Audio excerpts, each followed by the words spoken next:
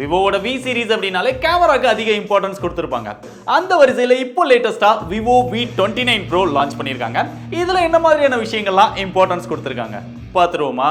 இதோட பாக்ஸ் பார்த்தோம் அப்படின்னா ஆல்ரெடி Vivo V29 சீரிஸ்ல இருந்து V29e அப்படின்னு ஒரு மொபைல் போன் வந்து அன்பாக்ஸ் பண்ணியிருந்தோம். அதுல என்ன பாக்ஸ் கொடுத்திருந்தாங்களோ அதே மாதிரி தான் கொடுத்திருக்காங்க. அந்த V29e யோட அன்பாக்சிங் நீங்க என்ன பார்க்கல அப்படின்னா அந்த வீடியோ இங்க கார்ட்ல கொடுத்திருக்கேன், தேவைப்படுறவங்க செக் பண்ணி பாருங்க. இப்போ பாக்ஸ்க்குள்ள என்ன இருக்கு? பாக்ஸ் ஓபன் பண்ணோம் அப்படின்னா மேலேயே Vivo V29 Pro மொபைல் கொடுத்திருக்காங்க. அதை எடுத்து அந்த ரேப்பரை பிரிச்சு பார்க்கும்போது அந்த ப்ளூ கலர் டிசைன் பலபலன்னு இருக்கு. அதை பத்தி அப்புறம் டீடைல்டா பார்ப்போம். இதுக்கப்புறம் உள்ள வந்து எப்பயும் போல ஒரு TPU கேஸ் கொடுத்திருக்காங்க, user manual, warranty card, type C charging cable, 80 வாட்கான சார்ஜிங் அடாப்டர், கடைசியா ஒரு சிம் எஜெக்டர் பின். அவ்வளவுதான் பாக்ஸ்க்குள்ள இருக்கு. முதல்ல டிசைன். இந்த டிசைனை வந்து 3D பார்ட்டிகல் டெக்னாலஜி அப்படின்னு சொல்றாங்க. ஃபர்ஸ்ட் டைமா நாங்க தான் கொடுத்திருக்கோம் அப்படின்னு சொல்றாங்க. இது எங்க இருந்து இன்ஸ்பயர் ஆயிருக்காங்க அப்படின்னு பார்த்தா ஹிமாலயாஸ்ல இருந்து இன்ஸ்பயர் ஆகி எடுத்திருக்கோம் அப்படின்னு தான் சொல்றாங்க. பட் நம்மள பொறுத்தவரை இதை பார்த்தோன்னே பலபலன்னு இருக்கிற ஒரு பளிங்கு கல் மாதிரி தான் தெரியுது. அதுக்குள்ள அந்த சின்ன சின்ன டாட்டா அப்படியே லைன் போற மாதிரி இருக்கு. சோ பாக்குறதுக்கு டிசைன் வந்து நம்மள ரொம்பவே இம்ப்ரெஸ் பண்ணுது. இது போக இன்னும் ரெண்டு கலர் வேரியன்ட்ல இருக்கு. ஒரு ரெட் கலர்ல ஒன்னு, பிளாக் கலர்ல ஒன்னு இருக்குது. சோ தேவைப்படுறவங்க அந்த மாதிரியும் கன்சிடர் பண்ணலாம். அது போக மேல பார்த்தோம் அப்படின்னா அந்த ரெக்டாங்கிள் ஷேப்பர் ரொம்பவே பெருசா கொடுத்திருக்காங்க. அதுக்குள்ள 3 கேமராஸ் இருக்கு, டுயல் LED ஃபிளாஷ் இருக்கு, ஸ்மார்ட் ஆரா லைட் இருக்கு. மொபைல் கையில பிடிக்கும்போது கொஞ்சம் லென்த்தியா இருக்கிற மாதிரி இருக்கு. பட் ஆனா லைட் வெயிட்டாவும் இருக்கு, ரொம்பவே ஸ்லிம்மாவும் இருக்கு.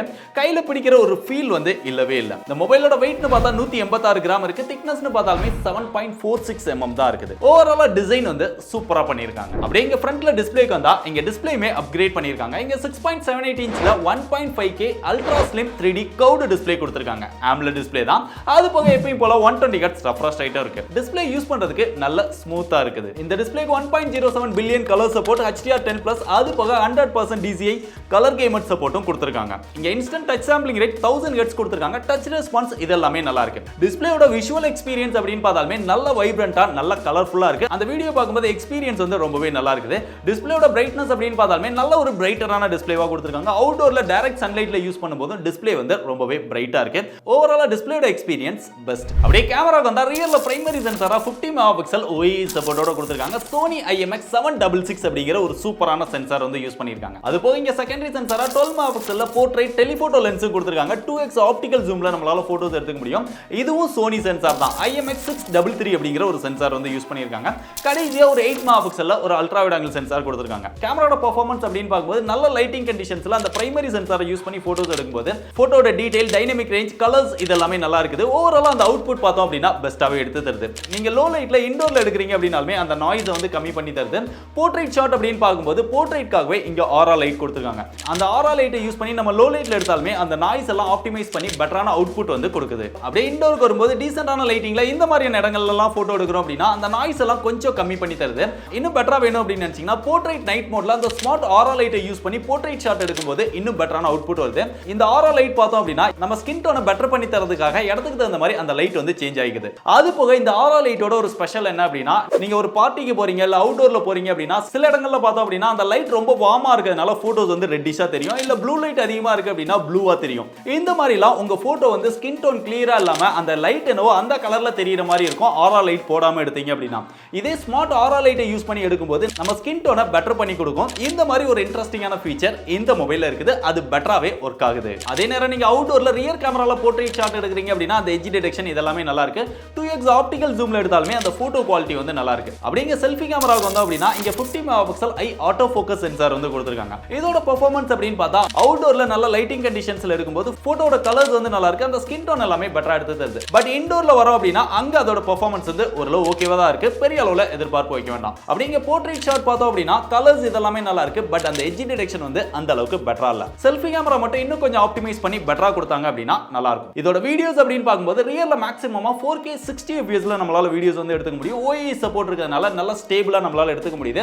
அந்த ஃபோக்கஸ் இதெல்லாமே நல்லா இருக்கு. செல்ஃபி கேமராலமே இங்க மேக்ஸிமமா 4K 60 fps நம்மளால வீடியோஸ் வந்து எடுக்க முடியும். சோ இந்த மாதிரி ஒரு ஆப்ஷன் கொடுத்தது நல்ல விஷயம். ஏன்னா பெரும்பாலான மொபைல்ஸ்ல பார்த்தோம் அப்படின்னா ரியல்ல மட்டும் தான் கொடுப்பாங்க 4K சப்போர்ட், செல்ஃபில கொடுக்க மாட்டாங்க. பட் இதுல ரெண்டுமே கொடுத்திருக்காங்க. அப்படியே மொபைலோட பெர்ஃபார்மன்ஸ்க்கு வந்தா MediaTek Dimensity 8200 அப்படிங்கிற ஒரு ப்ராசஸர் கொடுத்திருக்காங்க. இந்த ப்ராசஸர் Snapdragonல பார்த்தோம் அப்படின்னா கிட்டத்தட்ட Snapdragon 888க்கு ஈக்குவலான பெர்ஃபார்மன்ஸ் கொடுக்கக்கூடிய ஒரு ப்ராசஸர் ப்ராசஸர் தான். இதோட ஆண்ட்ராய்டு ஸ்கோர் அப்படின்னு பார்த்தா நம்ம செக் பண்ண வரைக்கும் 8 லட்சத்துக்கு மேல வருது. அந்த அளவுக்கு கேமிங் பெர்ஃபார்மன்ஸ்மே ரொம்பவே நல்லா இருக்கு. ஹையர் எண்ட் கேம்ஸ் எல்லாம் ப்ளே பண்ணும்போது ஃப்ரேம் டிராப்போ லாகோ இல்லாம நல்லா ஸ்மூத்தா நம்மளால கேம் ப்ளே பண்ண முடியுது.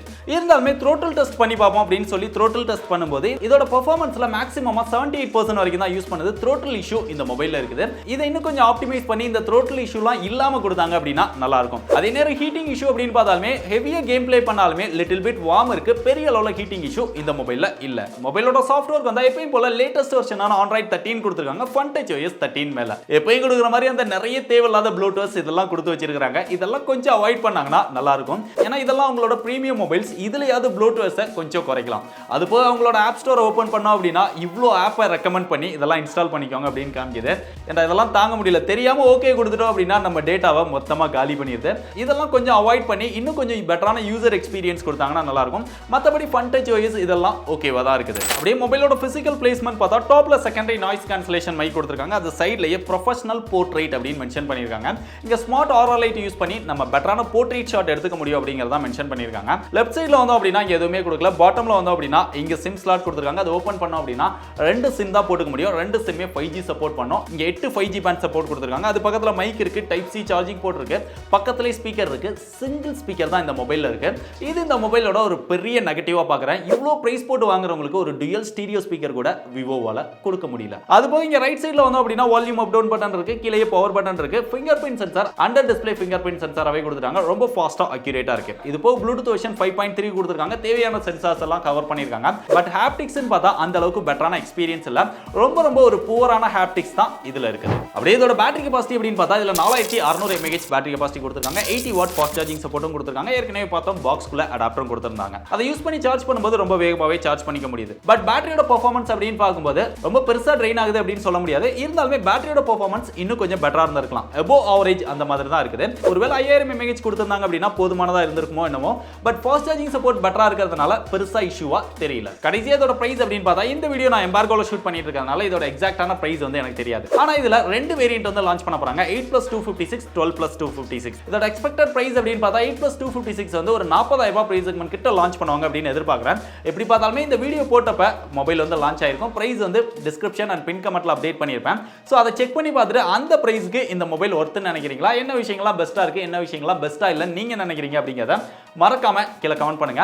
என்னோட ஒபினியன் என்ன, இந்த பிரைஸ் செக்மென்ட்க்கு அவங்க பெட்டரான அந்த டுயல் ஸ்டீரியோ ஸ்பீக்கர், பெட்டரான ஹாப்டிக் ஃபீச்சர்ஸ், இன்னும் கொஞ்சம் wireless charging support, IP rating இதெல்லாம் கொடுத்திருந்தாங்க அப்படின்னா இன்னும் பெஸ்டா இருந்திருக்கும்.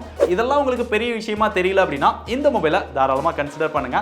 பெஸ்ட் பை லிங்க் பின் கமெண்ட்ல கொடுத்திருக்கேன். இல்ல அப்படின்னா நிறைய ஆல்டர்னேட் சாய்ஸஸ் ஆல்ரெடி இருக்கு. நம்மளே நிறைய அன்பாக்ஸ் பண்ணிருக்கோம். தேவைப்படுறவங்க நம்ம சேனலை செக் பண்ணி பாருங்க.